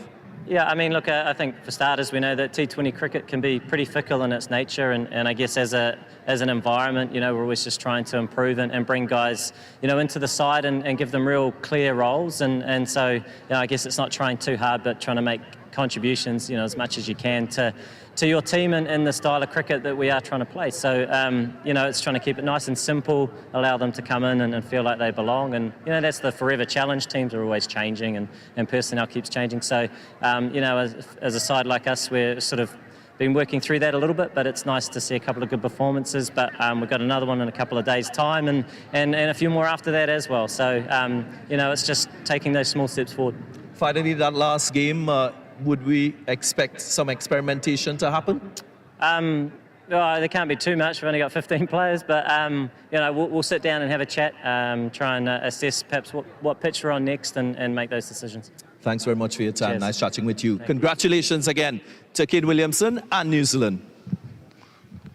All right, so there you have it, the presentation. Interesting comments coming from the captain of the West Indies side, making the point that it's difficult to play Walsh and Hossain together. Did you hear that? I did hear that. Your reaction to that? I don't see how that's difficult at all. You just say to one guy you're not playing, and you say to the other guy you are playing. It's a pretty straightforward decision. Maybe it's because they don't have a lot of confidence in their spinners. Walsh today didn't bowl as well as he did in the first match, for example. Maybe it's a confidence thing. But even so, I know this probably is a bit far-fetched, but I was in Multan and I watched Nicholas Pooran take 4 wickets with spin. He just decided to bowl himself on a wicket that was turning. There's no reason why he couldn't try and do that himself here. But we talked in commentary about how West Indies don't seem to have plans, and I get the feeling that particularly with bowling, they're very uncertain of themselves about who to bowl when. And even today, you look at when New Zealand batted. McCoy took 2 wickets early on. New Zealand was 2 down after 4 overs. At that point, you should be thinking, right, who's coming in next? Not to contain, to knock the next guy over. Right. And maybe that is another spinner, or it might be that they just don't have the depth to have more spinners, or like I say, it could be a lack of confidence. But I was more worried about some of the other things he said, actually.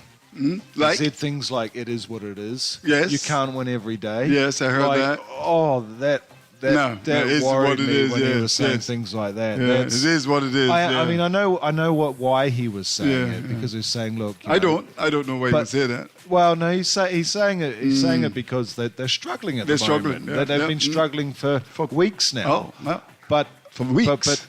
But what a thing.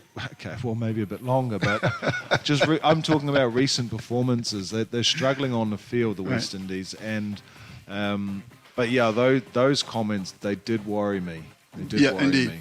Well, Andy, we want to congratulate New Zealand. We're going to end our broadcast now, of course, and it's a situation where we encourage people, of course, to come on Sunday. The party stand is going to be open.